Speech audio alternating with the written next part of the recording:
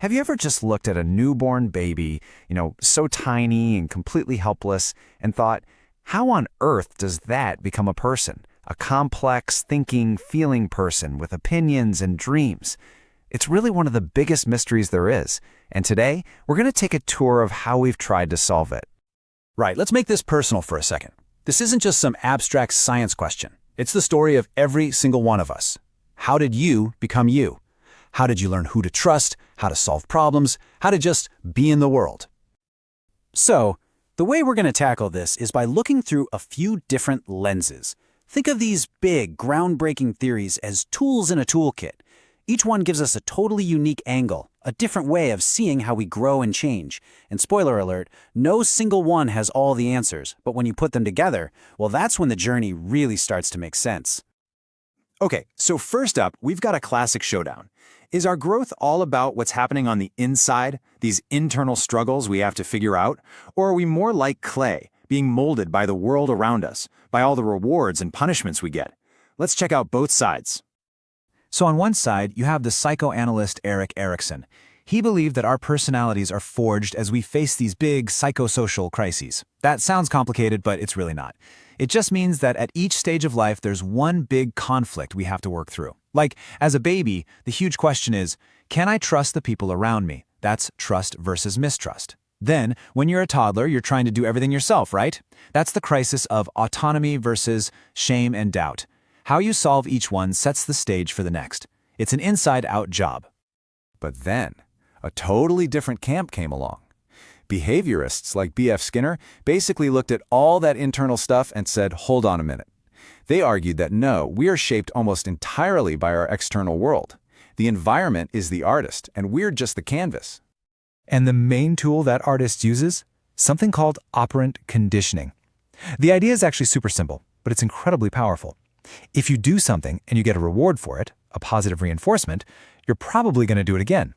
But if you do something and get punished, you're going to be less likely to do it. From this point of view, your personality isn't some deep inner mystery. It's just the sum total of all your learned behaviors. This is where it starts to get really interesting, though. Albert Bandura came along and kind of built a bridge between these two ideas.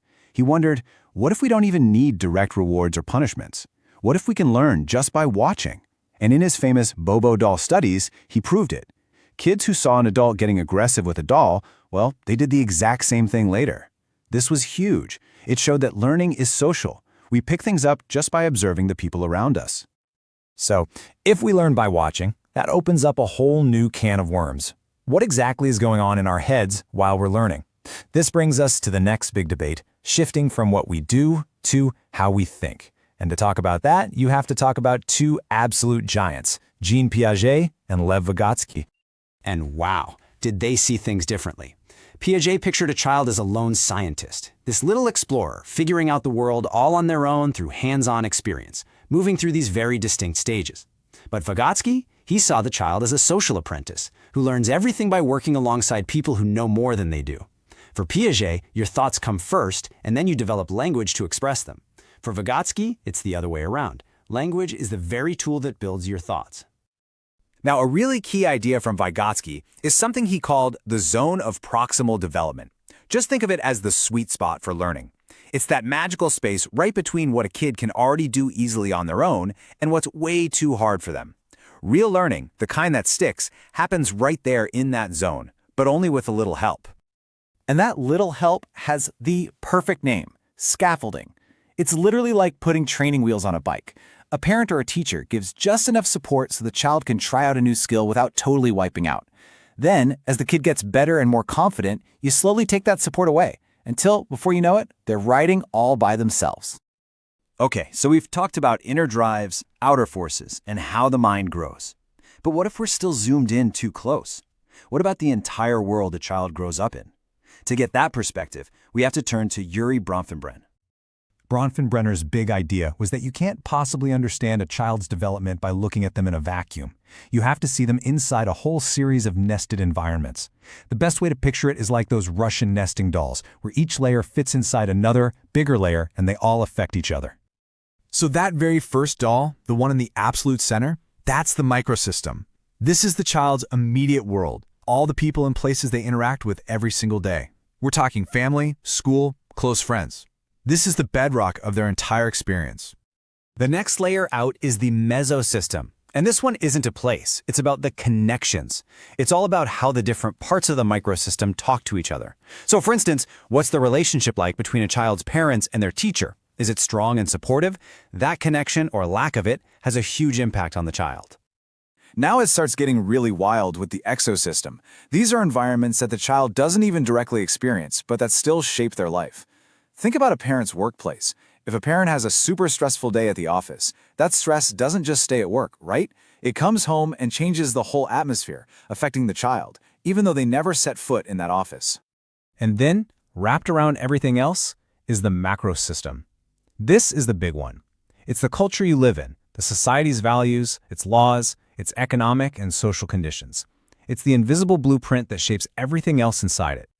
So, okay, Erikson, Skinner, Piaget, Bronfenbrenner, we've got all these theories, but who cares, right? Why do these ideas, some of which are pretty old, still matter? Well, because they're not just theories. They're the playbook for how we actually raise and teach kids every single day. Think about it. When you walk into a great classroom today, you'll see a teacher who isn't just picking one of these theories, they're using them all. They encourage kids to take initiative. That's straight from Erikson. They model good behavior because they know kids are watching, thanks to Bandura. They have kids doing hands-on projects, just like Piaget would want. But they also provide that scaffolding when a student is stuck. That's Vygotsky.